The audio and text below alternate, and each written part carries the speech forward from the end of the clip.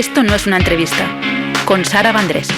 La mujer que hoy me acompaña lleva décadas en el mundo del audiovisual, ya sea como actriz, creadora, guionista. Es un referente para muchas personas, para muchas mujeres. Y creo, o estoy muy segura, de que lo que voy a vivir ahora con ella va a ser un viaje lleno de aprendizaje. Marta Bertoldi, muchísimas gracias por tu visita. No, gracias a ustedes por convocarme. Es bueno charlar. Sí, siempre. ¿Qué tal? Antes que nada, ¿qué tal? ¿Cómo estás? Bien, muy bien, muy bien. Estamos en un periodo de la vida bastante particular. Es muy interesante lo que sucede. Yo hace 5 años que me radiqué en Madrid y vine a Madrid a los 60 años. Esto que cuente para cuando la gente dice hoy estoy demasiado grande para empezar y tienen 30. En mi vida tuve como muchos cambios así. En mi historia era actriz, a los 45 años salté al caballo del guión, era licenciada en letras también, pero no había ejercido nunca como en el campo de la escritura, y a los 60 tuve la posibilidad de venir acá a ver qué pasaba en una feria que era Cannes, un festival, y a partir de eso me convocaron para hacer un proyecto y me llamaron para venirme. Y cuando uno cree que ya no se atrevería a nada, yo hice mis maletas y me vine acá dejando a mis hijos en Buenos Aires y empezando no de cero, porque uno tenía como un archivo biográfico y una vía laboral, pero sí empezando en un mundo distinto, y me parece que es muy bueno atreverse a cualquier edad, pegar el salto. Yo digo, uno pega el salto, el suelo se arma siempre solo. El tema es pegar el salto, tomar el envión. Qué guay, pues mira, buena forma de comenzar con esa frase, con ese lema. Y ahora andaremos en todo este viaje que nos has contado, pero a mí me gusta mucho empezar los episodios, que este lo estamos grabando también desde Plato 24 de Alejandra Masanca y Javier Taboada, que es como nuestro rinconcito mágico que nos tienen aquí. Pero a mí cuando yo empiezo los episodios me gusta regalaros, porque a mí me gustan mucho los superhéroes, entonces yo os otorgo el poder de la teletransportación. Entonces, para que tengamos esta conversación donde tú quieras ahora mismo, que tú me digas, pues mira, a mí me gustaría tener este viaje que vamos a hacer en un sitio que a ti te dé tranquilidad, o que te apetezca visitar, que te dé paz, que hace tiempo que, mira, pues no, hace tiempo que no estoy aquí. Y así conversamos tranquilamente. Me gustaría estar en Buenos Aires, que es el lugar donde nací, y hace bastante tiempo, hace como 1 año y pico que no voy, y allá están mis vivos y mis muertos, aunque por suerte tengo a mis hijos aquí que antes estaban allí, así que tengo un poco de compañía. Pero es el lugar donde uno nació. Pues mira, por primera vez vamos a cruzar y nos vamos para Buenos Aires. Vamos para el sur, que el sur también existe. Sí. Ya lo dijo el nano. Nos vamos para allá y vamos a tener esta conversación desde allí. Aparte, yo Buenos Aires no lo conozco. Okay. Así que si vamos caminando por algún sitio y tú me vas guiando, pues mejor. Fantástico. Y ya que estamos aquí en Buenos Aires, Marta, hablabas antes de tus inicios, ¿no? Que primero eras actriz, luego diste el salto. En ese tramo, a mí me gustaría que retrocediésemos al momento en el que tú, no sé cómo fue exactamente, pero que entregaste tu primera serie como creadora. ¿Cómo recuerdas ese momento de decir, después de todo esto, voy a entregar mi primera serie como creadora? Sí, lo recuerdo perfectamente. Yo estaba trabajando como actriz en una obra de teatro con un grupo de actores, entre los cuales estaba Eduardo Blanco, que acá lo deben conocer porque es un actor que en España se lo conoce mucho. Y él fue uno de los que cuando trabajábamos en el método de la improvisación me decía, pero vos cuando improvisás como para que el texto se edite, no trastabillás, lo decís de una manera como que ya está terminado el texto. Vos te deberías escribir. Él es muy amigo de Campanella y me empezó a decir, tenés que escribir. Fue uno. Otro también fue otro actor, Ernesto Claudio. Y yo en ese momento había acabado de parir a mi segundo hijo y tenía 40 años, lo tuve grande a mi segundo hijo, y me puse a estudiar dramaturgia y estudiaba con un maestro argentino muy importante que es Mauricio Cartunes, el gran formador de los dramaturgos de todas las distintas camadas que nos acompañan. Yo digo, siendo una mujer de 65 años, tengo una formación como si tuviera 40, porque me formé con chicos que en ese momento tenían 20, cuando yo tenía 43, 44. Entonces tengo como una escritura moderna, pero con una experiencia de vida que me deja ver en perspectiva mucho más allá de si tuviera 45. Eso es una ganancia.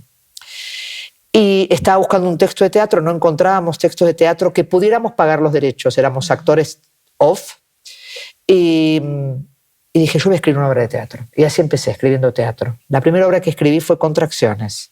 Contracciones era una obra que se creó en un ciclo de teatro por la identidad, que era el brazo artístico de Abuelas de Plaza de Mayo. Deben conocer las abuelas, Estela de Carlotto. Ellas están en la búsqueda de sus nietos, y en la búsqueda de sus nietos iban a los colegios para hablar un poco lo que había pasado en la dictadura argentina. Después iban a los recitales porque sus nietos iban creciendo y ya no estaban en la escuela, y se dieron cuenta que los recitales no eran un campo propicio para crear intimidad, en provocar un campo emocional que le despertara una duda a la persona. Y recurrieron al teatro. Dijeron, vayamos a los teatristas, hagamos obras de teatro que toquen el tema de la identidad, que si alguien en la sala está viendo esta obra, se le mueva algo que pueda despertarle una duda y se haga un ADN y pueda ser un nieto en recuperación. Bueno, yo formé parte de ese grupo de teatristas que armamos una comisión directiva para elegir obras que escribíamos y que actuábamos, y todo era de honor, nadie cobraba un peso, la entrada era gratuita, se hacía en todas las salas de Buenos Aires los lunes, se sigue haciendo, se hizo acá en España también. Y fue algo maravilloso. Yo escribí mi primera obra, Contracciones, que tuvo un viaje muy particular, porque la vi una mujer que era traductora de Francia, Françoise Tanás, la gran traductora del español al francés, y ella la tomó y la llevó y la estrenaron en París, y de París viajó a Lille, y de Lille viajó a Italia, se tradujo al italiano, y esa obra abrió un campo de mucho recorrido. Yo hice una gira por España con esa obra también, y ahí empecé a escribir. Empecé a estudiar dramaturgia, y mi profesora de dramaturgia, que era Khartoum, me dijo, vos tenés que escribir audiovisual, vos sos audiovisual. Claro, yo tenía formación de actriz audiovisual desde mis 12 años, que había empezado a estudiar, pero a trabajar a los 17. Todo mi campo era fundamentalmente audiovisual, teatral también, pero audiovisual era el que me daba el sustento. Y empecé a escribir mi primer serie, se llamó Socias.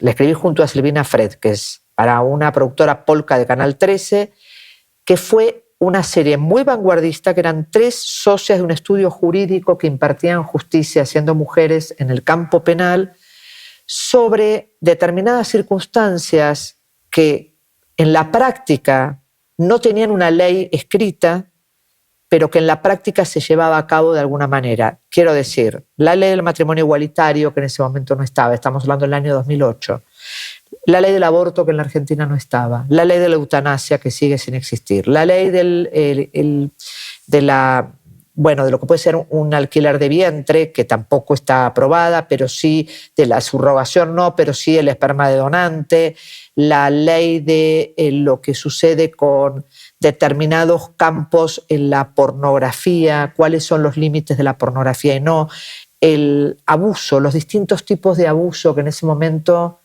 no había pasado el Me Too. Nosotros sentíamos que había muchos temas de abuso que no estaban en el tapete, que solamente se llamaba la violación, pero no intramatrimonial. Bueno, abordamos todos esos temas y fue un exitazo. Socias es un programa del cual yo sigo estando muy orgullosa. Se sigue pasando en cable en la Argentina y me siguen escribiendo. Y fue un programa que al día siguiente era como agenda de diario y se comentaba el episodio y se debatía en programas periodísticos. Entonces nosotros, cuando surgió la lucha de la ley por el aborto legal, se volvían a pasar pedazos de lo que eran nuestros episodios con respecto al aborto. Y tanto a Silvina como a mí fue muy movilizante meternos. Primero trabajábamos con algún abogado que nos asociaba, pero nosotros lo hacíamos de lugar absolutamente emocional. Claro, se te iba a preguntar que si todos estos temas que no estaban todavía aprobados en Argentina o no estaban tratados, ¿cómo los tratabais? O sea, ¿había un asesor legal o venía? Sí, había un asesor legal, una chica, una abogada. Teníamos una abogada penalista que nos asesoraba en lo técnico, pero fundamentalmente nosotros lo que hacíamos con las 3 protagonistas es que el tema que se tocaba, alguna de ellas le repercutía en su historia personal.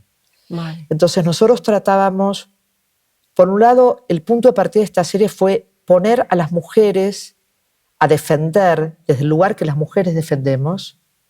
Fue creo que la primera serie como de vanguardia más feminista.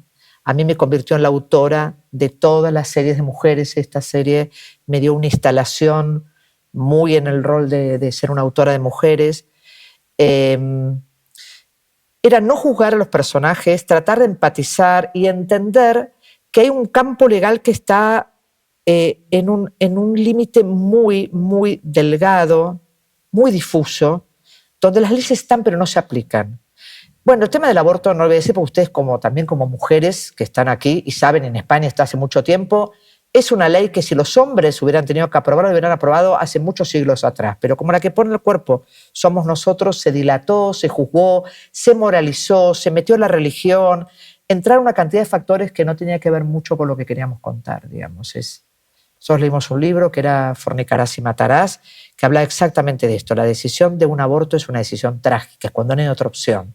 Ninguna mujer se embaraza para abortar, ninguna mujer quiere hacerse un aborto, ninguna mujer sale ilesa de un aborto. Entonces, además juzgarla, condenarla, llevarla a la cárcel, en las clases bajas yendo a lugares muy riesgosos, mientras que la clase alta puede hacerlo en un hospital y en una clínica privada, era demasiado injusto. A nosotros nos sirvió, porque cada tema, como la eutanasia también, que tiene que ver con las decisiones, las mujeres que manejamos un campo más emocional en las decisiones, nos daba la posibilidad de meternos en este mundo masculino de la justicia rompiendo códigos.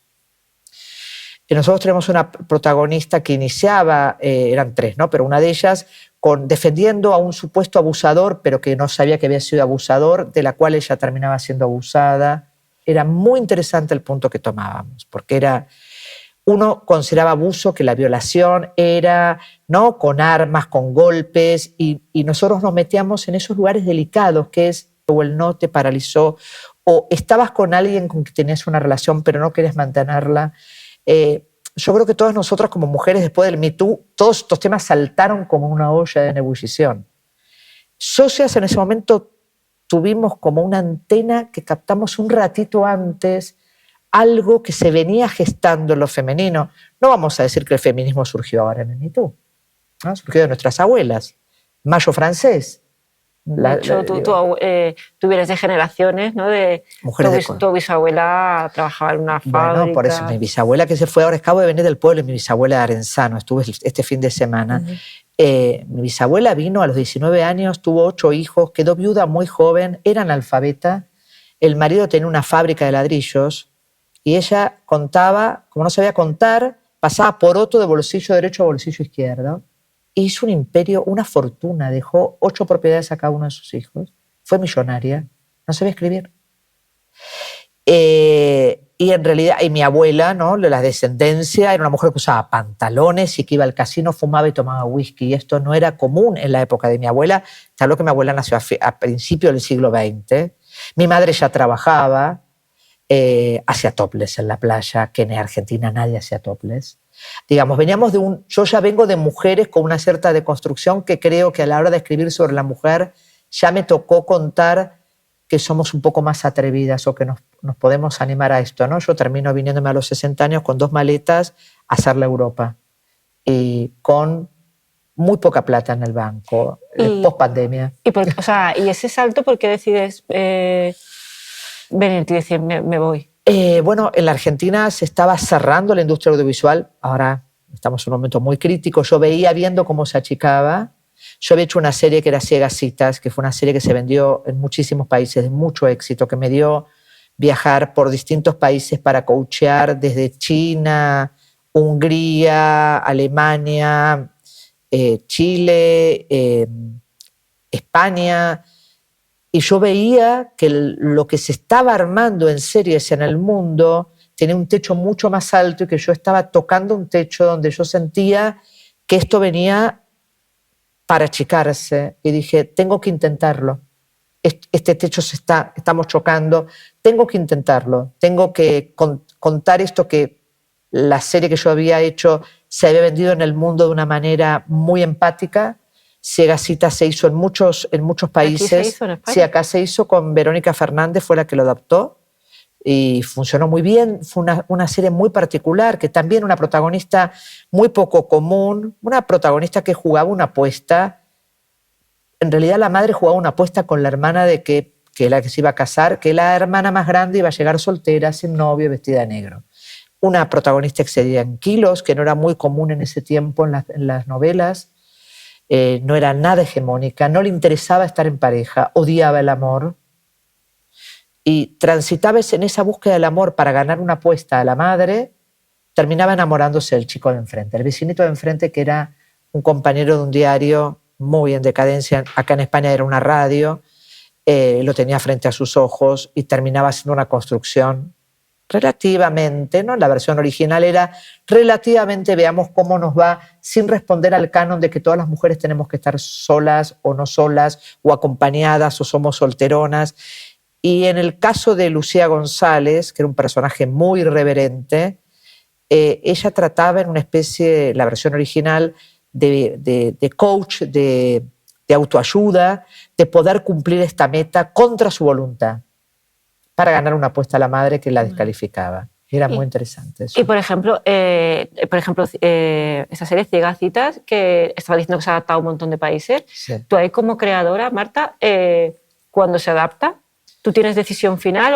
No, yo asesoraba en muchos casos, en algunos países no, pero en muchos países se asesoraba. China, por ejemplo. Yo estuve en Shanghái asesorando a las escritoras coreanas, diciendo qué podemos tener en común los argentinos o los, si queremos, los occidentales, con una serie que se va a hacer en China.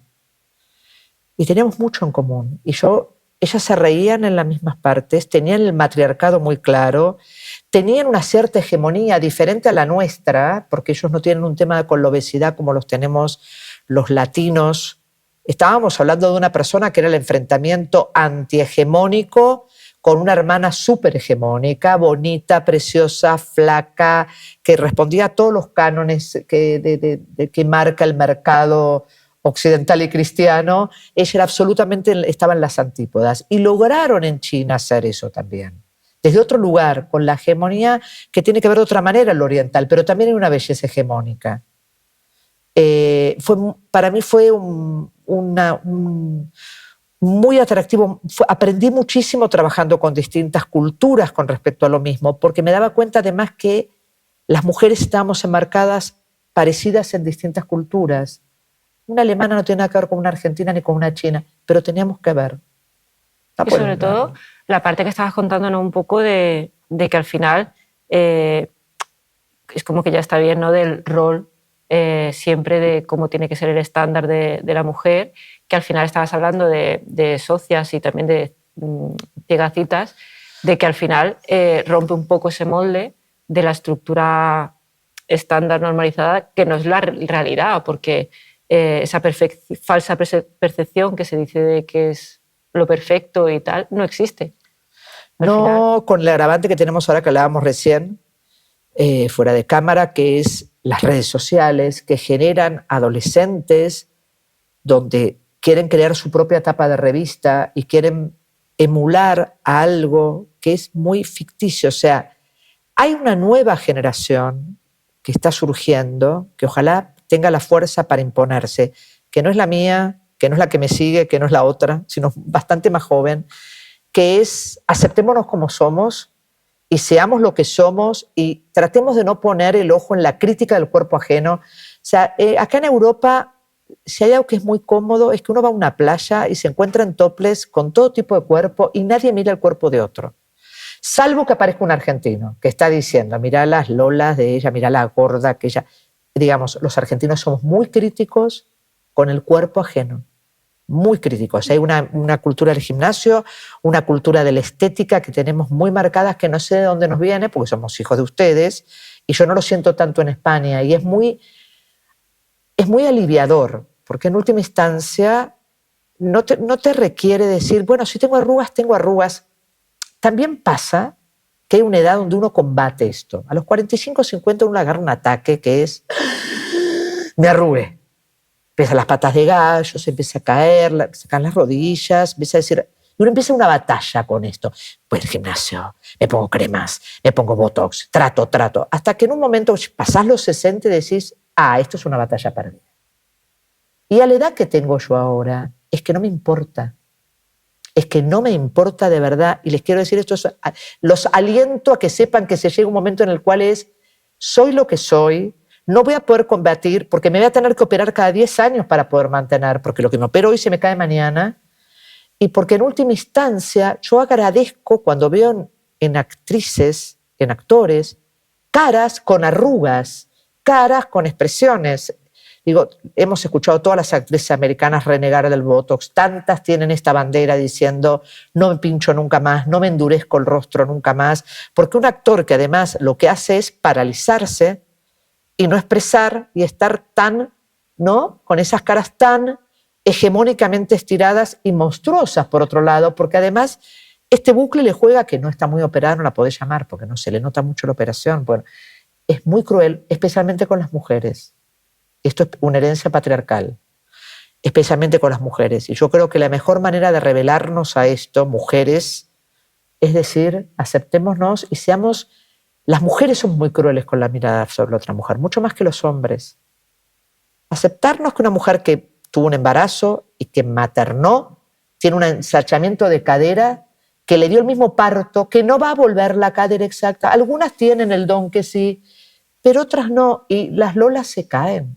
Lo que pasa es que eso también, vamos, yo no soy madre, pero por mi alrededor, ¿no? Por lo que veo es también la falta de información y volvíamos antes, ¿no? A la falsa información de cosas que no se enseñan ni te cuentan cuando te quedas embarazada de, oye, he parido y a mí no me contaban que pasaba esto. Eso es otra cosa, la romantización de la maternidad que heredamos no sé de quién, que yo digo el póster del amamantamiento divino de la mujer, y vos cuando vas a amamantar se te prenden a la teta y el pezón te duele porque te lo muerde y entonces la maternidad no es tan buena y la leche quizás no te baja o se te taponan y todo esto no te lo explican. Yo tuve la suerte de tener una matrona alemana que nos preparaba en la realidad de la maternidad y era buenísimo.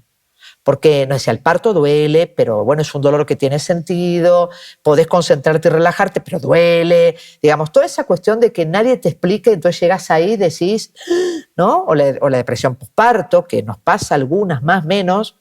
Pasó con el primero más que con el segundo, porque con el segundo no tenía ni tiempo de deprimirme, ya con 2. Decía, bueno, ahí voy, hago lo que puedo, me ataja un chico. Pero... Y también están apareciendo nuevas generaciones esto de decir, soy madre si quiero. Nosotros tenemos como un mandato que era poco menos que había que ser madre. Si no eras madre no ibas a ser feliz. Y si no. Yo fui madre grande. Yo durante mucho tiempo decía que no iba a ser madre. Fui madre grande y lo único que lamento es que mis hijos ahora son relativamente jóvenes y yo digo, uy, los voy a disfrutar menos. Tengo una diferencia de 40 y 35 con mis hijos. Si los hubiera tenido más joven me hubiera tocado más tiempo de vida con ellos, pero la viví muy bien antes también. Y también ahora las mujeres están siendo madres más grandes y muchas no están siendo madres y está todo bien. Y algunas congelan óvulos por las dudas y otras no, y otros se plantean. Y hay otro tipo de maternidades.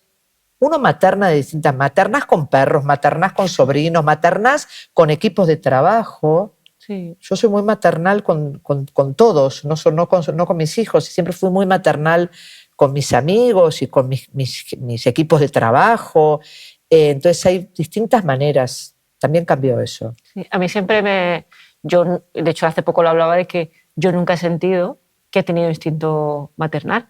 Nunca he querido y tampoco he tenido esa sensación de decir, uy, pues tengo ganas. Y yo me acuerdo que cuando era joven, incluso a mí me han llegado a decir, bueno, tranquila que te llegará, bueno, que ya te va a llegar. Y yo era, bueno, pero si no me llega, creo que tampoco va a pasar nada. No pasa nada. Y sin embargo, luego, creo que con mis amigos a lo mejor sí soy más maternal, más acogedora, más sobreprotección. Entonces, creo que nunca había escuchado el ser maternal con al final pues con tus equipos o con lo que sea y son roles diferentes. Y sí, y además mi equipo me lo dice siempre, sos nuestra madre, o sea, yo estoy todo el día, cobraron, están bien, les alcanza la plata, quieren que hable, porque si necesitan algo, o sea, como un nivel de protección que, bueno, mi astróloga diría que es mi Venus en Cáncer, pero creo que uno tiene como un nivel de maternar de distintas maneras, si es que hay que maternar. Porque yo también, como vos, yo hasta los 35, pero muy suelta, me iba a ir a vivir a París a hacer arte. No sé por qué a París si no hablo francés. Esas cosas que en Buenos Aires París era como la meca del arte. ¿Ah, sí? Para nosotros siempre París, bueno, yo que estudié letras y demás, era el lugar para el artista. ¿Vos decís, ¿estudiaste francés? No, pero bueno, siempre pensé que me iba a ir a París. Y ahora que has dicho lo de que estudiaste letras, ¿tú estudiaste letras sin pensar nunca en voy a acabar siendo actriz luego otra vez? No. ¿Y lo de ser actriz cómo surgió entonces? No, yo quise ser actriz cuando vi un musical que era La novicia rebelde, que acá se llama Otra manera, la de Von Trump, la de todos los niñitos que ella le canta do, re, mi, fa, sol, la, si. Sonrisas y lágrimas, ¿no? Sonrisas y lágrimas. Sonrisas y lágrimas, en la Argentina se llamaba La novicia rebelde. La vi a los 8 años y actuaban niños en la comedia musical. Y yo dije, quiero actuar. Y ahí en mi casa me dijeron, ok, podés estudiar teatro, pero tenés que terminar el colegio. Vale. Y ahí estudié primario, secundario. Y en ese momento vino la dictadura militar, cerraron el Conservatorio de Arte y yo dije, bueno, necesito una carrera afín. La única carrera más o menos afín era letras, Vale. porque estudiábamos historia del teatro, alemán, inglés, español, francés, y todo esto, y me metí en la carrera de letras sin ninguna intención de ejercerla. Yo era actriz. O sea, tú ya tenías... Yo tenía la intención de que me daba una cultura general, me gustaba la lectura, me ampliaba mi horizonte teatral, y me recibí en letras y nunca pensé escribir. De hecho, yo escribía poesía, pero no escribí nunca eso, nunca se me ocurrió. Surgió, como te lo dije, ensayando teatro. Y el salto, en ese momento decía, no, porque si escribo voy a dejar de ser actriz. Una tontera. Me demoré mucho en tomar esa decisión. Yo decía, la actriz se va a comer, la autora se va a comer a la actriz. Y me la comí porque engordé, decía. Cuando empecé a escribir, engordé más. Y cuando empecé a escribir, dije, pero ¿cómo no lo hice antes? Porque era para mí tan fluido escribir, me era tan fácil que yo decía, no me puede ser tan fácil. Si es tan fácil, debe ser malo lo que hago, porque escribía en mucha velocidad, yo tengo mucha velocidad de escritura, tengo un brainstorming muy fuerte, o sea que a mí se me ocurren las historias, permanentemente me aparecen historias y me aparecen disparadores en la calle. Tomo mucho de la realidad y ficciono, no es que imita la realidad, pero tomo situaciones y demás. Y la primera obra de teatro que hice fue un éxito, y la primera serie que hice en televisión fue un éxito, y no paré más de escribir. Qué guay. O sea, y ahí fue, de hecho, esto último, que hice Betty la Fea, que yo entré en Betty la Fea, se hace una serie, Betty la Fea, 20 años después. La historia continúa, no es la misma serie de Gaitán, pero son los mismos personajes de Gaitán 20 años después, y hacen un casting de autores. La serie es Colombia. Es Colombia, es una serie que es la bandera de Colombia. Betty es Colombia, es absolutamente costumbrista en algún lugar de lo colombiano, pero es una obra Guinness que se vendió y se emitió en 300 países, que se tradujo a muchos idiomas, que pertenece a la novela más vista en el mundo de todos los tiempos, que tiene una protagonista, bueno, escrita por Fernando Gaitán, tiene una protagonista totalmente no hegemónica, que no aspira a casarse con el príncipe azul, aunque termina cumpliendo ese mandato, pero eso es parte del tiempo en que se escribió Betty la Fea, que fue en el 2009, donde la historia tenía que tener un final feliz, y el final feliz era que se quedara con el chico que amaba. Que coincidía que era... Que coincidía que era el tontulón de don Armando Mendoza, que la maltrataba de tal manera que me ponía nerviosa. Yo la tuve que ver, bueno, me convocan a mí, que soy como la guionista de las series femeninas, para hacer una propuesta de cómo yo haría Betty la Fea 20 años después. Tenía que entregar una propuesta a RCN, que eran los que tuvieron esta maravillosa idea de reflotar este éxito de Betty. Ana María Orozco me conocía. Ellos te llaman a ti y te dicen, queremos hacer esto.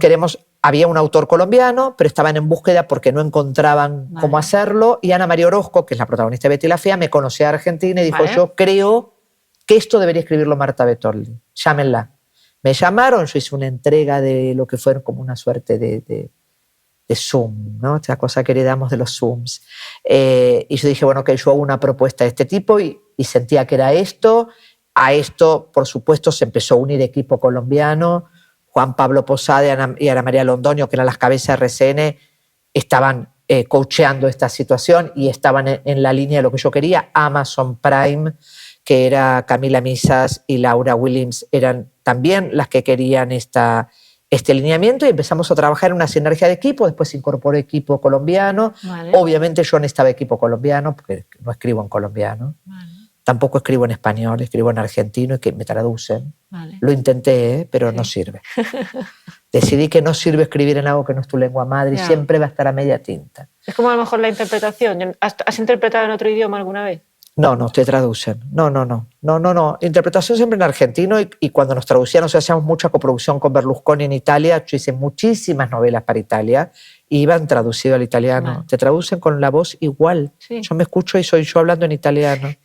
Yo lo parlo, aunque yo le parlo un poco, pero no tan bien. Y esto de Betty fue como, wow, porque era Betty después, no sé si la vieron, pero bueno, Betty le pasó el Me Too.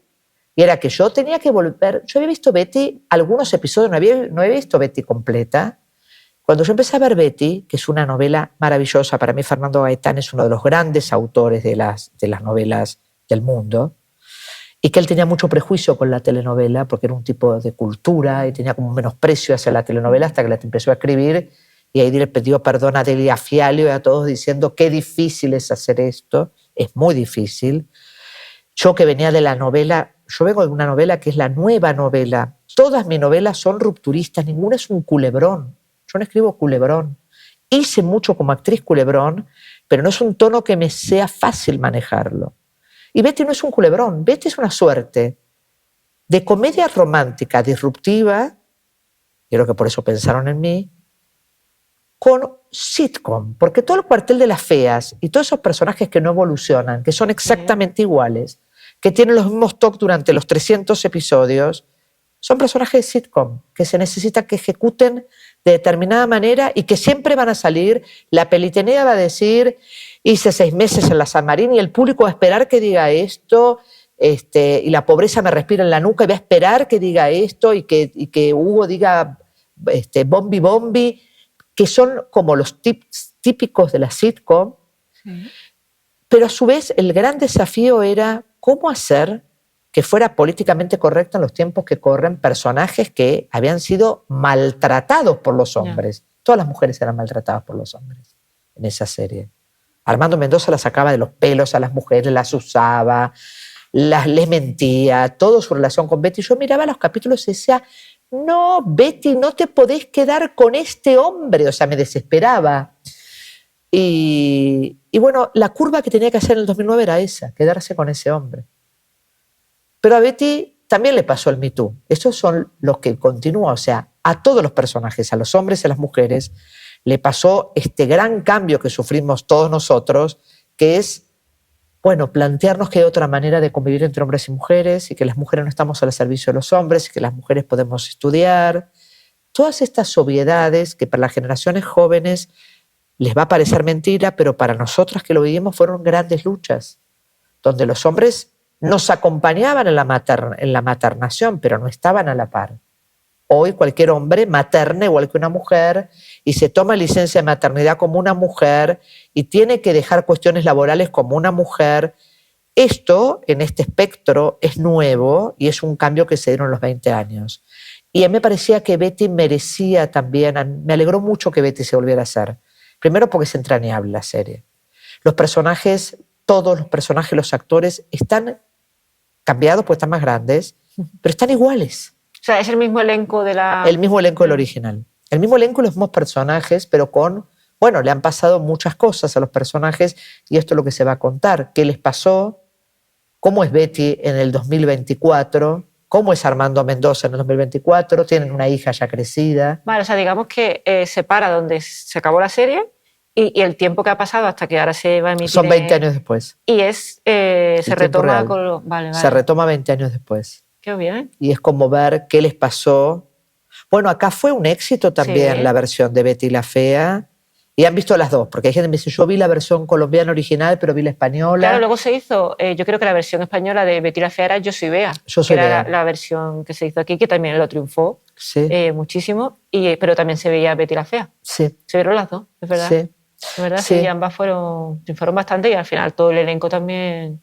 Yo me acuerdo que el elenco español son rostros que son Conocidos. conocidísimos y que siguen hoy en día cosechando. Es que yo creo que eso es lo que tiene cuando uno dice una novela muy costumbrista colombiana, pero que tomó un tema muy universal que también estaba latente, que era lo no hegemónico, cómo ingresa, qué es lo que queda excluido. Quedan excluidos los feos, los gordos, los pobres, los Claro, viejos. y eso es otra cosa, los feos según quién, porque al final es el estándar de que para Este es otro tema. para ti es feo, pero para mí puede ser la Este persona. es otro tema que cambió, que es la visión del otro. Porque además Betty, que era horrible para la cultura de los años 2000, hoy es vintage. Bueno, miren mis anteojos, son mucho más fuertes que los que usaba Betty. Y Betty tenía, o sea, hoy te pones el anteojo de Betty y está de moda.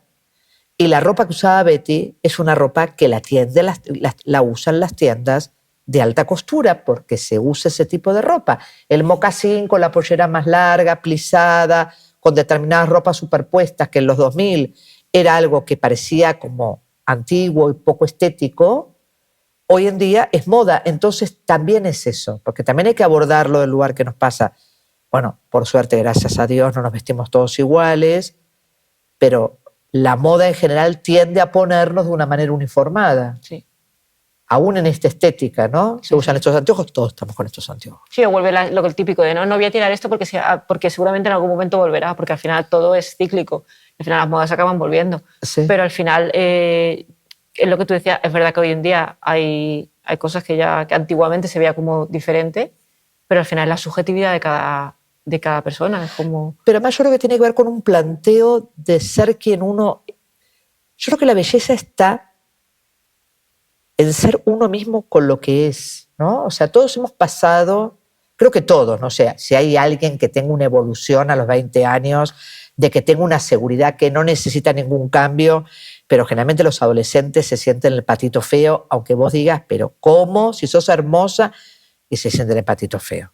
O porque son chuecas, o porque son flacas, o porque son muy gordas, o porque no son gordas, o porque tienen los brazos gordos, o tienen los brazos flacos, porque tienen mucha lola o tienen poca lola. O porque si son morenas, o que son el pelo ondulado, lo quería liso, el liso lo quería ondulado. Siempre es como el adolescente, la crisis es, no quiero ser quien soy, quiero ser distinta, porque la mirada está puesta en el otro que es mejor que yo, salvo excepciones. Quien tenga una seguridad en sí mismo, yo lo aplaudo. Digo, ahora hay exponentes de la música que a mí me alegran mucho, que no son cuerpos hegemónicos y que los lucen con sensualidad. Bueno, en el mundo latino muchísimo. Acá Nati Peluso, que es argentina, pero que tiene un cuerpo que no es el cuerpo hegemónico que se usaba para alguien que baila, de la manera que baila Nati Peluso. Y que, como ella explica, lo que tuvo que soportar que la corrieran por ser gorda, no vas a bailar nunca. Por ser gorda, lo digo, lo pongo entre comillas, Sí, sí. ¿no? Pero todos nosotros, bueno, lo han dicho todas las actrices, Meryl Streep, la famosa, cuando fue a la prueba de King Kong, que no la eligieron por fea, para ser King Kong. Y uno dice, pero Meryl Streep, uno la ve hoy y decís, qué mujer más bella.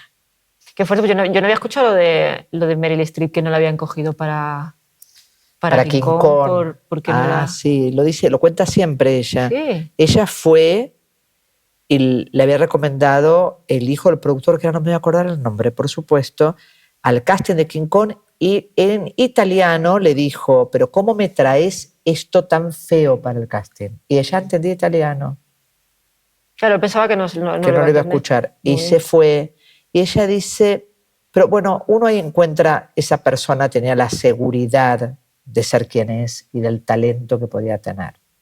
Porque además, inmediatamente uno ve películas de Meryl Streep de ese tiempo y es bellísima. Claro. O sea, sí, no era hegemónicamente bella.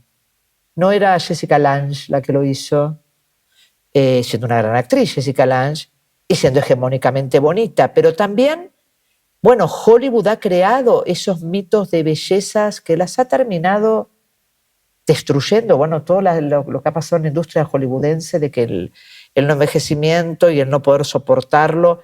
Hay generaciones nuevas que están luchando contra eso, tratando de, y sabiendo que tienen que hacerse pequeños toques para mantenerse medianamente dentro de la industria. Claro, hay alguna actriz que le he leído que por este tipo de cosas, por la presión o por lo que sea, se llegó a operar y que luego a los años lo ha dicho en plan, pues me operé por esto y ahora me arrepiento de haberlo hecho porque soy otra persona. Bueno, yo me operé la nariz a los 19 años porque para trabajar en televisión en ese tiempo tenías que tener la nariz repingada. Y yo me acuerdo, mi papá me decía, te vas a arrepentir. Y obvio que me arrepentí. Y no tenía una nariz tan terrible, pero no era respingada. Y en realidad uno lo que empieza a sentir, y lo que te pasa con esto, es que le cedes el poder al otro como si no fuera lo suficientemente bueno, como si eso te determinara. Porque en última instancia después vienen otras modas donde se usan las personas con narices grandes. Bueno, mira la Rosy de Palma, lo que ha hecho una carrera. Yo decía, yo la veo y lo que veo no es una persona con una nariz grande, veo una persona con una personalidad tan impresionante que me resulta atractiva de verla y la celebro. No me vea Ángela Molina con su pelo espectacular. No puede decir que es una persona descuidada, es bellísima, se cuida, pero tiene una cierta naturalidad, tiene su edad, tiene sus arrugas, tiene su porte y desfila y ha sido cara de una de las marcas más importantes de España. Y a mí, como consumidora de esa marca, me lleva a decir, quiero eso. No quiero solo que las marcas me pongan un cuerpo no hegemónico, gordito, que le falte una pierna para decirme que también esa ropa deportiva piensan en la gente que le falta una pierna o que es gordita, o en ropa interior lo mismo. Yo me alegro de que haya talla, de que no llegues a un lugar donde te diga, como la talla XXL es esto, no me entra. O sea, la ley de talles, que en muchos países es marcado, generalmente no se cumple. Muchísimas marcas no las cumplen. Y cada vez, exacto, que tú de repente vas a una tienda, vas a otra, y la talla de una tienda no te sirve la otra. Claro. Que tú de repente dices, pero si yo aquí no he entrado en mi vida, porque te han cambiado el tallaje. ¿Qué dices tú? Claro. Y todo esto que tú, por ejemplo, contabas, lo de Meryl Streep que hablábamos, ¿no? O lo que te dijeron a ti, ¿no? De la nariz, que lo dijeron en los castings, me has dicho, ¿no? Bueno, en el momento, ni siquiera es porque se decía, era lo que se pasaba, o quizás alguien te diga, no, deberías tocarte un poco la nariz porque tenés una nariz muy fuerte. No lo recuerdo exactamente. Fue una decisión que tenía que ver con la carrera de actriz. No tenía que ver con mi vida personal. Yo no tenía un problema con mi nariz en mi vida personal. Sino que fue por algo que... Bueno, sí, fue por una cuestión de trabajo. Y en ese momento, por ejemplo, porque tú tuviste una empresa de casting. De casting, sí, una deformación profesional terrible, porque pasaban las mujeres más bellas delante de mi cámara diciendo, nunca voy a llegar a ese nivel de belleza, sí. Tuve una empresa de casting. ¿Y cómo, o sea, en qué momento también, cuándo surge esto? ¿Entre que eres actriz y das el salto a creadora? ¿Es cuando estás con la empresa? No, era antes? Cuando yo ya estaba recibida de la facultad y tenía trabajo como actriz. El trabajo como actriz era, bueno, como siempre fue muy inestable. Y dije, bueno, dentro de esto, ¿qué puedo tener una estabilidad para poder mantenerme dentro del rubro? ¿Y qué puedo hacer? Bueno, yo puedo dirigir casting. Y mi hermana, que era arquitecta, dijo, yo puedo hacer cámara, yo de luz y todo esto entiendo. Hice un curso, no sé qué. Empezamos a trabajar mucho en ese momento para Argentina y para Chile, que se exportaban muchos modelos argentinos. Argentina es un país de gente muy bella. Para la gente que no conozca Argentina, nosotros tenemos una mezcla entre Italia, España, Alemania, pero fundamentalmente mucha influencia italiana, y ha dado una raza muy mezclada, muy atractiva. Entonces las modelos argentinas cotizan muy bien en el mundo. Y nosotros trabajábamos con las modelos argentinas que además se atrevían a ponerse ropa interior, que otros modelos de Latinoamérica no se atrevían porque eran más conservadores, países como Chile o Perú, y se exportaban las modelos argentinas, que eran regias y que podían ponerse ropa interior. Y ahí, bueno, fue una etapa mía. Estuve 2 o 3 años con eso, y cuando ya me contaminaba mucho mi carrera como actriz la dejé, y fundamentalmente me contaminó mi gusto estético, porque es que durante mucho tiempo tenías frente a la cámara gente tan extraordinariamente bella que una persona bella normal me parecía fea. O sea, se te deforma mucho el gusto, porque ahí sí el cliente de publicidad, que es terrible, tiene una estética, tiene una cuestión de que el auto tiene que ser afín con esa imagen de mujer que tenga que tener piernas de tal tamaño, con un cuerpo de tal manera y con un pelo de tal manera, y que además en sí misma la publicidad a eso le suma todo un elemento de ficción mucho mayor, porque la publicidad, después con el tiempo aparecieron gente fea en publicidad, fea, o sea, buscaban característicos, un personaje como Bellini, para que haga un comercial pero que sea simpático, pero antes no entraba una cara como Bellini en publicidad, era toda gente, dientes perfectamente blancos, pieles maravillosas, cuerpos esculturales. Te estoy hablando de los años 80. Y por lo menos para el mundo, pero supongo que acá también, porque Argentina exportaba modelos para España y eran todas espectaculares. Qué fuerte, o sea, no sabía lo de la empresa de casting, así que... La empresa de casting sí fue una etapa en mi vida, ¿sí? Y tú como actriz, por ejemplo, desde el otro lado, fuera de la parte de empresaria como la empresa, ¿tú ese proceso de casting, cómo lo llevabas como actriz? ¿Cómo llevabas la gestión del no? En mi época no había casting así, eran distintos, no como son ahora que mandás un video. En ese momento, normalmente uno entregaba una foto, podía acceder a todas las productoras y a las empresas de televisión que eran abiertas, o sea, vos llegabas, era mucho más fácil que ahora, que yo no sé ni cómo la gente encuentra eso. Había menos representantes de lo que hay ahora y agentes, y uno iba con su foto y te podían llamar para una prueba de cámara para hacer algo, pero en el canal o en la productora. Vale. Y tenías al director adelante, tenías un compañero al lado con el que hacías el casting. No son estos castings post-pandémicos que vos tenés que hacer de cámara, ¿no? Por eso los veo a los chicos, tienen que actuar solos. Y en ese momento, cuando yo era actriz, la televisión estaba mal vista. Los actores serios trabajábamos en teatro. Durante mucho tiempo yo trabajé en teatro sin entrar en televisión, porque estaba mal visto hacer televisión. Y después, por supuesto, por una cuestión de mantención, la televisión siempre fue el lugar donde tenías una diferencia económica y el teatro era poncho. Eso en tele pagabais, o sea, cobrabais más mucho, que... Sí, bueno, ahora también. Eso te iba a decir, igual que no ha cambiado ahora. No ha cambiado nada. O sea, al final el teatro es más vocacional y por amor a la profesión. Sí, algunas obras comerciales te pueden dar determinado, pero son excepciones. En general los actores de teatro en ese tiempo podían vivir del teatro hace muchos años, pero ya no. Y en Argentina es como aquí, que por ejemplo aquí siempre damos el dato de que al final el 8% de los, solo el 8% de los actores y actrices se pueden dedicar exclusivamente a la profesión. En Argentina está más o menos... Es igual. Todo el campo artístico es de tanta pobreza. Yo digo, si los actores supieran cuando se ponen a estudiar teatro que todos quieren ser Marlon Brando y Meryl Streep, que lo más probable es que no sean ni Marlon Brando ni Meryl Streep, que lo más probable es que te pases meses esperando que suene un teléfono, que vas a tener que tener mucha resistencia a los no. Creo que nadie como un actor recibe tantos no en su vida. Y hay que estar preparado. Creo que alguien que reparta flores o pida plata por la calle debe recibir tantos no como un actor. Y la elección de un actor es tan random, por decirlo de alguna manera, tan arbitraria. Muchas veces uno dice, no sirvo, no me eligen. Y quizás es que vos sos rubia y la protagonista era rubia, entonces están buscando una morocha, o que en realidad había otra persona que era...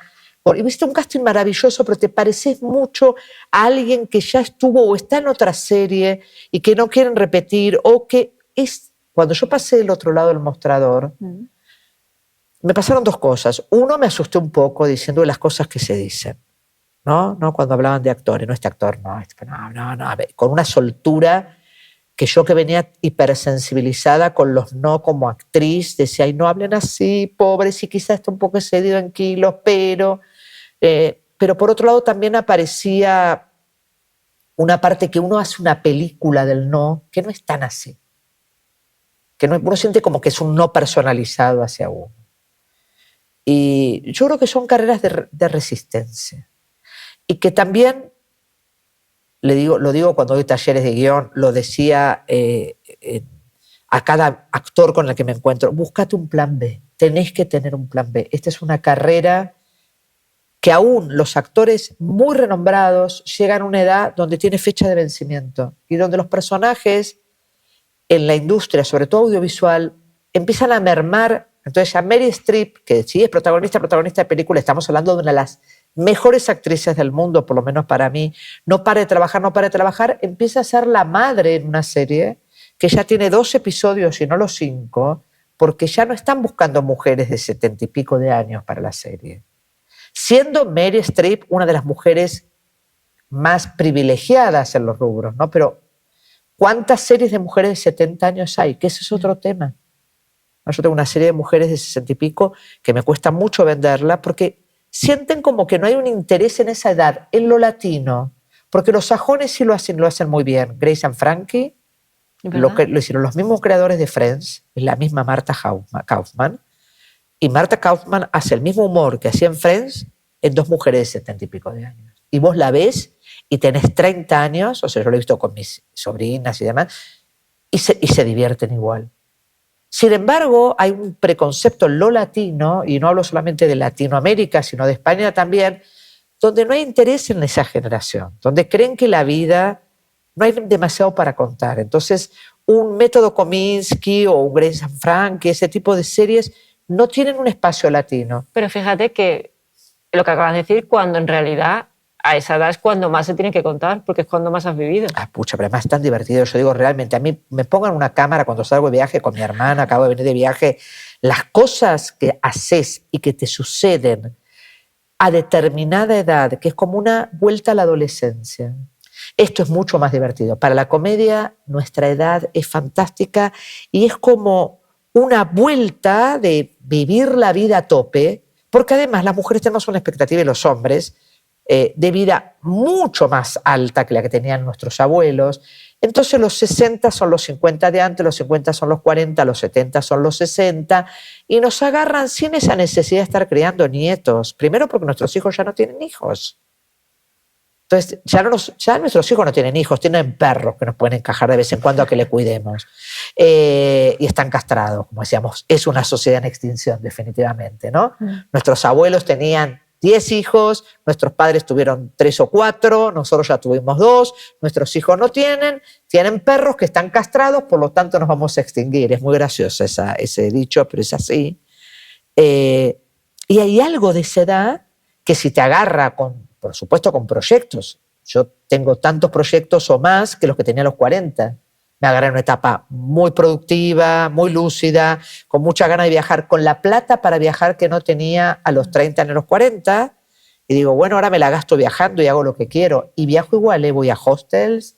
Viajo sola, no puedo pagar un hotel de 150 euros por día, me parece un desperdicio. Me voy a un hostel y la paso regio. Y tenés otro tipo de vivencia, pero ahí depende cómo vos te calzás.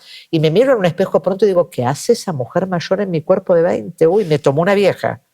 Pero digo, hay algo que no entiendo bien por qué. Creo que porque los CEOs en general de las plataformas y demás no pasaron a los 50 y no tienen idea de lo que pasa después de los 50.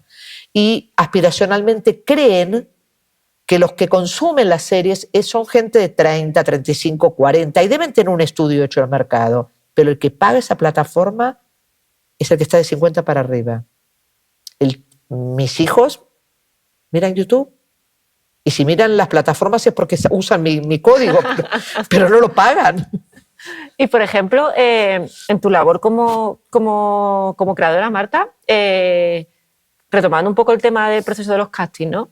Hay series como Las Estrellas, que, por ejemplo, está Natalie Pérez, o Esperanza Mía, que está Lali Espósito. Sí, a Lali la tuve en 3 series mías. En 3 series. Por ejemplo, es una de mis actrices favoritas. Sí, me divina, encanta. Lali es una divina, muy talentosa. Me encanta. Por ejemplo, por ejemplo, yo a Natalie, por ejemplo, la descubrí con Frecuencia 04, no sé si la conocéis, es verdad que la voy viendo de vez en cuando, pero Lali como que aquí está más presente, ¿no?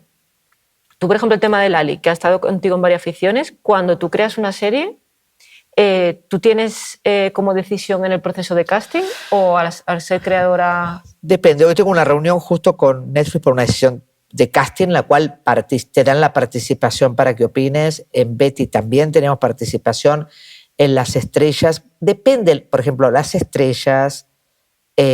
Yo a Lali la conocí cuando me sonreí. Ella era una chica que venía de series de Cris Morena, que es una creadora muy talentosa argentina de series infanto-juveniles, y ella era una chiquita con una impronta, no sé lo que era Lali de nena. Lali era un petardo y que hizo un casting sin autorización de los padres y le eligieron, y después la madre suena que había hecho un casting y muy talentosa y con una soltura y una cosa muy... Ahora es cantante fundamentalmente, actúa, pero ella quiere cantar, siempre quiso cantar. Bueno, los shows que se montan. Claro, y a pura prepotencia de trabajo y personalidad. Lali es una gran personalidad, gestada por ella misma, porque ella no tenía, cuando empezó a cantar no tenía sello discográfico, ella quería hacer sus temas, los armaba, trabaja con un grupo de familia que la acompaña. Yo la quiero mucho a Lali y me parece como alguien muy para seguir como hizo su carrera. Yo la tuve y para mí era una chica que venía de ese lugar en una serie que teníamos con otros actores y después yo la conocí ya para la segunda serie que era Esperanza Mía, ya estaba seleccionada, la habían elegido a Lali para esa serie. Muchas veces tenés a los protagonistas ya elegidos por los productores y decís, voy a hacer una serie con Lali Espósito y Facundo Arana y quiero que... Y a veces no, y a veces vos tenés participación en el casting. Depende en qué momento del proyecto te lo digan. Por ejemplo, Esperanza Mía es un proyecto de productora, no es un proyecto creado por mí. Socia es un proyecto creado por mí. Ciegasitas es una adaptación de un blog creada por mí. Betty es una derivación de una obra original. Entonces, los personajes estaban medianamente elegidos, pero los que tuvimos que elegir nuevos sí participamos. Vale. Y uno puede opinar y uno dice, debería ser como tal actor. Vale. Y generalmente yo pongo actores internacionales que todos conozcan, sobre todo cuando trabajas en mercados, que si vos pones ejemplos argentinos, colombianos o españoles, quizás en otro mercado no los conozcan. Pero si vos decís una Meryl Streep, ya sabes qué es Meryl Streep. ¿Quién es tu Meryl Streep en este país? ¿O quién es tu DiCaprio en este país? Ahora estoy pensando. Y sí, hay. Sí, Después uno puede decir, porque DiCaprio es un actor guapo, pero muy talentoso, no es solamente un chico lindo. No, después tenés el chico guapo. Después tenés el guapo, que es guapo y que después se volvió muy buen actor. Porque el Brad Pitt que uno conoce en Thelma y Louise no es el Brad Pitt de las películas de los hermanos Coen. Él también tuvo una evolución como actor. Todos cuando empezamos a actuar, además, aunque vengamos del método Stanislavski, aunque vengamos de escuelas de teatro, en un comienzo somos malos. Aprendemos, el oficio se arma a través del trabajo. Yo veo mis primeros trabajos en televisión y digo, ay, qué difícil, no sé dónde estaba la luz, dónde me tenía que parar, cuál era la manera en que podía fluir en una cámara, porque también de cómo te preparan para estudiar a cuando llegas a la industria, que es tan distinta. Porque bueno, después y acá ustedes tienen tiempo maravilloso, o sea, en la Argentina una teleserie diaria es un episodio por día se escribe, un episodio por día se graba y grabás 20 escenas en un día. Entonces el ritmo de trabajo es muy rápido porque es lo que económicamente le rinde a la productora dentro de la industria de lo que el país puede solventar. Vale. Y dentro de todo esto estamos llegando casi al final, pero hay como dos cosas que te quiero preguntar porque creo que hay un término, estamos hablando mucho pues eso de la ficción en Argentina, en España, también a nivel internacional, con Estados Unidos y todo, pero hay un término que se usa mucho en la industria, pero creo que aquí en España es un poco confuso o apenas se usa, que es el de showrunner. Sí. A veces os pido, por favor, que términos así, tú me podrías explicar, o nos podrías explicar, porque sé ¿Qué es un showrunner? Exacto. Bueno, mira, la otra vez hicimos justamente una charla sobre este tema. Yo creo que el showrunner es el que conduce un proyecto. Vale. Yo digo que el guionista, el que lleva una idea, por ejemplo, estos socios que escribimos con Silvina Fredke, nosotros dijimos, bueno, son 3 socias de un estudio jurídico, cada caso va a ser un episodio, era un episodio semanal, que va a tener esta impronta, que nosotros fuimos con lo que se llama Biblia, un desarrollo, arco de serie, 7 episodios, que vos lo armás, nadie sabe más que el guionista. El guionista tiene claro cómo son los personajes, cuál es el tono de la serie. Entonces el showrunner siempre, en Estados Unidos, que esta figura es muy marcada, siempre es el que escribe el primer guión. Vale. Puede ser el director de la serie o puede no ser el director de la serie, pero el autor que escribe el primer guión es el que tiene el dominio de la serie. Después quizás entran otros autores en Estados Unidos.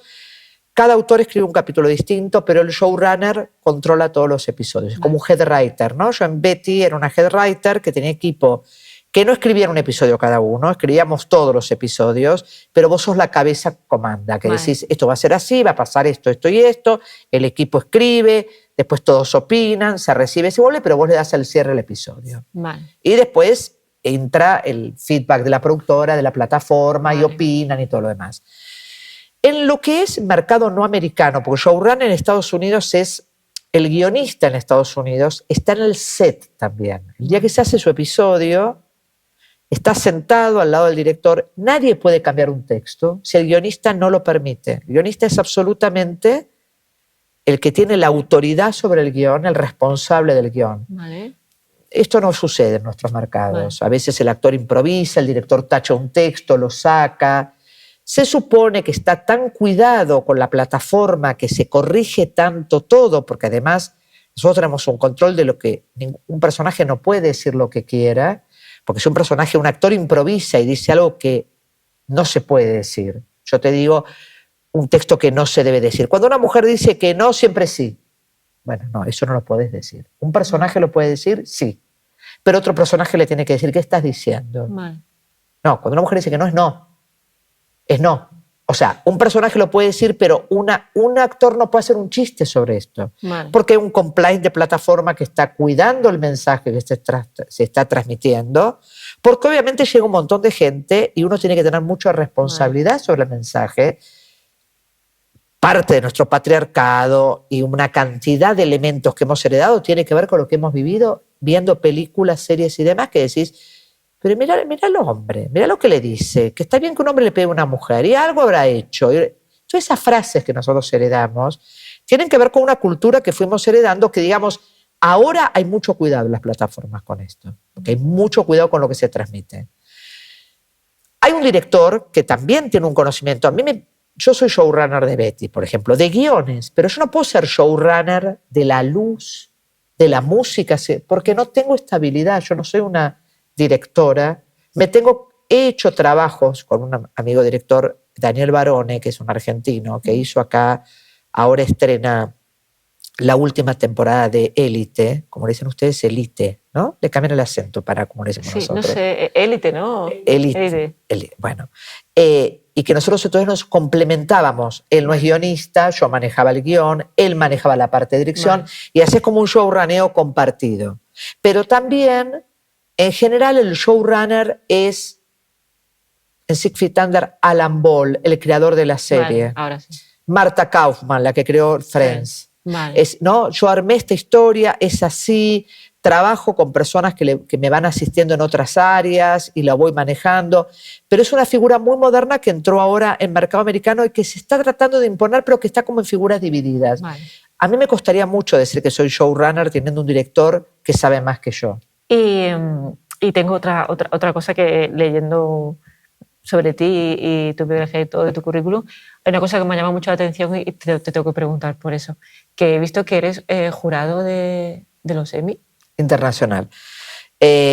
Casi todos los que fuimos nominados o premiados para los Emmy pasamos a ser parte de los jurados.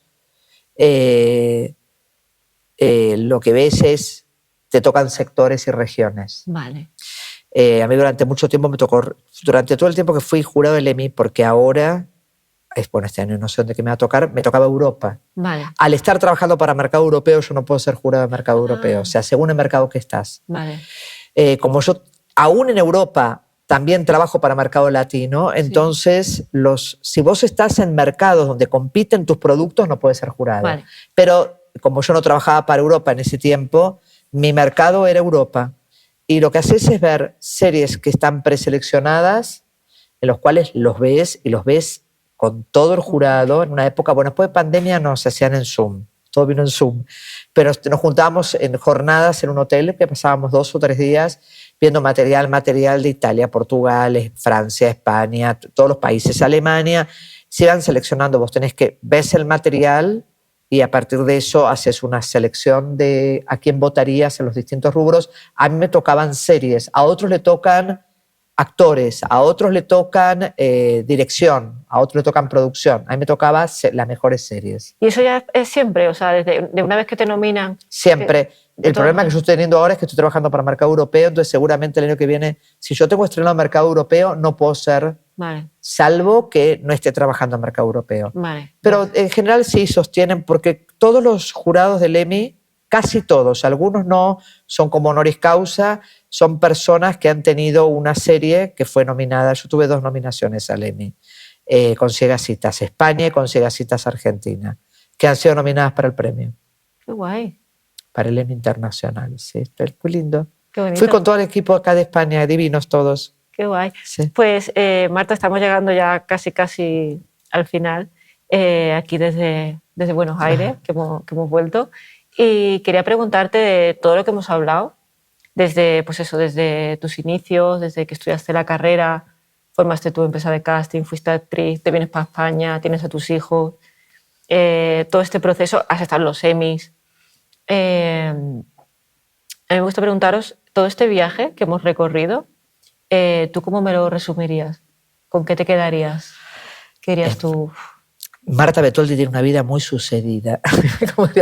Realmente creo que si tuviera que hacer viendo en perspectiva, yo puedo decir que no puedo arrepentirme de no haberme atrevido a hacer algo. Entonces, en general, por eso digo, cuando recibas no, yo estoy fuera de todas las estadísticas. Que alguien se quiera traspasar de caballo a los 45 años y convertirse en guionista siendo actriz, y convertirse en guionista de series, y convertirse en guionista en Europa. Digo, todos los pronósticos eran no te va a ir bien. Sí. No sos grande, no, estás empezando y tenés 45, hay gente que viene a hacer... Bueno, todo eso yo creo que no hay que escucharlo, no hay que escucharlo. Hay que decir, el camino es individual, no hay un método, no hay una manera. Cuando te dicen, pero ¿cómo hago? Es individual, escuchá lo que te dice tu corazón. Yo las veces que tenía que escribir cosas que no podía escribir, no las podía escribir. Decía, no puedo escribir en lo que no creo, que muchas veces por necesidad económica decía, bueno, tengo que tomar este proyecto, pero no le encuentro la forma, no lo he podido hacer. Y mi grado de honestidad es decir, necesito la plata, pero no puedo. O sea, a mí no me late, si no me toma de las solapas, porque además escribir es escribir 12, 13 horas diarias, de lunes a veces a domingo, porque no te abandonan los personajes. Eso es muy significativo. Yo terminé Betty en noviembre. Uno cuando está con una serie, soñás con los personajes, sos pariente de los personajes, sos amiga de los actores. Yo hablaba todo el tiempo con los actores. Sentís que sos parte de eso. Yo actúo mucho los personajes para escribirlo. Muchas veces me grabo, me sale la actriz y me ayuda mucho ser actriz. Y hay un momento en que decís, episodio final. Y sacarte esa familia de encima es de un vacío, porque pasás de un agotamiento extremo, estar 3 horas por día, imagínate diferencia con Colombia, yo viajaba mucho a Colombia, volvía 7 horas de diferencia. Ese vacío de que ya no están más, terminó, último episodio aprobado, se terminó, Amazon nos aprobó el episodio, ahora lo vemos el 19 de julio, estreno mundial y vamos a sentarnos a ver, y ojalá les guste a todos. El vacío que te provoca esos personajes que te habitan, con los cuales, y es impresionante porque dejas de soñarlo.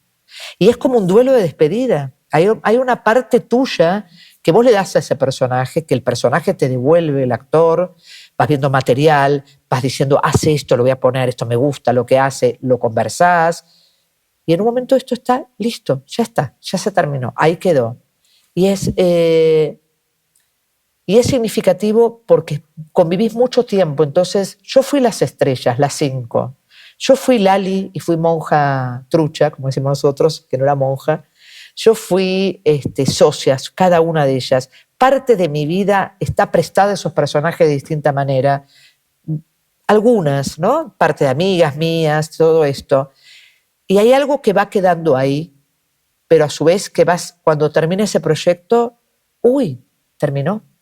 Es como que hay algo que se va tuyo, que se lleva de otra manera, porque yo escribo con mis ovarios, escribo con mi corazón, escribo con mi cabeza, pero escribo con toda mi alma. Entonces es como que hay mucha emocionalidad que le pones a eso. Y bueno, y es un camino del cual todo me llevó a todo. Me sirvió ser actriz para dirigir casting. Me sirvió ser actriz para escribir y me sirvió ser licenciada en letra para poder haber leído todo lo que leí, los clásicos, que nunca hubiera leído tanto, para nutrir el back para poder escribir. Me sirvió todas las películas que vi, me sirvió todo el teatro que vi, me sirvió vivir la vida y viajar en metro y en bus y meterme en un hostel. Y cuando yo voy a escribir sobre un lugar, me meto en el lugar y conozco. Estuve mucho recorriendo Colombia para poder escribir sobre Colombia. El poner el cuerpo, el empaparte. Yo no creo en los actores que escriben, los autores o actores que interpretan y que no salen de su 4x4 blindada y van del estudio a su casa lejos y no se contactan con la gente. No se puede escribir de lo que no se conoce. Claro. Tenés que meterte en una disco, tenés que ver gente drogándose. No estoy diciendo que uno se tenga que drogar necesariamente. Tenés que meterte en un barrio bajo. No lo podés contar como en las películas. Tenés que meterte si vas a escribir ahí. Y eso te da 1000 vidas. Por lo tanto, a mis 65 años le tengo que agregar todas estas vidas a los personajes. Pucha, he vivido muchísimo, estoy muy feliz. Qué bien, Marta. Pues mira, lo que nos quedamos con este resumen que has dicho y sobre todo que hay que atreverse. Y yo en la última pregunta lo que os pido es que hago un juego que son las recomendaciones culturales, que es para conoceros un poquito mejor y también para retroalimentarnos en gusto. Entonces, a mí para acabar me gustaría pedirte 3 recomendaciones y una de ellas, por ejemplo, sería, hablando justamente de libros, que has leído un montón, ¿hay algún libro que te estés leyendo recientemente o alguno que te releas una y otra vez, que sea tu libro de cabecera, que digas, pues vamos a recomendar este? Estuve leyendo muchos libros. Recomiendo Las gratitudes de Delphine Vignan, una francesa. Vale, pues Las gratitudes. ¿Y hay alguna película que tú hayas visto últimamente? Da igual que sea en plataforma, da igual que digas, pues mira, me he revisionado esta película de Meryl Streep o tengo muchas ganas de ver la última de... Mira, me pasó algo particular. Hace mucho que no voy al cine, pues estuve escribiendo mucho y a veces ahí me retiro del cine. A veces periodo de escritura salgo. La Sociedad de la Nieve, por muchos motivos, pero por muchos motivos porque a mí me abarcó esa historia teniendo 12 años cuando pasó el accidente. Fue un accidente que sucedió en Argentina, de los uruguayos que cruzaban a Chile, y lo tuve muy latente. Y además mi agente, mi broker de seguro es Parrado, el hermano de Parrado, entonces hablé mucho del tema de lo de los Andes. La película de Bayona tiene muchos aciertos. Fundamentalmente el acierto que tiene es ponerse en el lugar exactamente de la vida de estas personas, y creo que el gran aprendizaje es cómo se sobrevive desde la proyección de que se puede aún en el momento más imposible. Creo que es una gran lección de vida de cómo se sobrevive en circunstancias adversas. Cuando uno siente, bueno, yo soy muy pro de decir, tenés un objetivo, tenés un sueño, ve por él. ¿Querés por eso? Ve por él. Si vos te decís que no, no lo vas a lograr. Encontrar los caminos, los atajos. Y hay algo de ese grupo de chicos de 18 años, de estar en esa inmensidad, que cuando lo vi en la película de Bayona lo sentí muy bien retratado y con actores casi todos nuevos que hacían una interpretación emocional muy potente. Hay uno de los actores con los cuales yo trabajé y que me sentía muy... Me alegró mucho verlo ahí. Qué también. Guay. Pues entonces, La Sociedad de la Nieve, hemos recomendado también el libro y me queda una serie. Una serie. Bueno, la última que vi fue Beber Reno. Aparte de Betty la Fea. Bueno, Betty la Fea, por supuesto, pero no salió todavía y además voy a hacer autobombo, pero véanla. Y todas las de Lali Espósito. Pero de Lali Espósito la queremos muchísimo. Beber Reno. Beber Reno me parece que es Beber Reno es una serie que tiene algo autobiográfico del autor, que es su primer serie y que tiene que ver con el abuso de un lugar distinto, que le da una vuelta muy atractiva, que yo recomiendo que se vea. Es fuerte, es profunda, es necesaria, está muy bien escrita, muy bien actuada, tiene una trama impecable.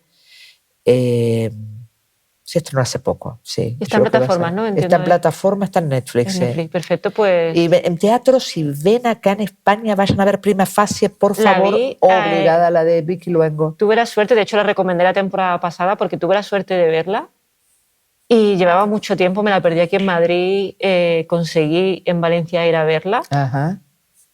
Me pareció una locura lo que hace Vicky es una bestia, la dirección es maravillosa, de Juan Carlos Fischer, es amigo mío, pero es talentosísimo.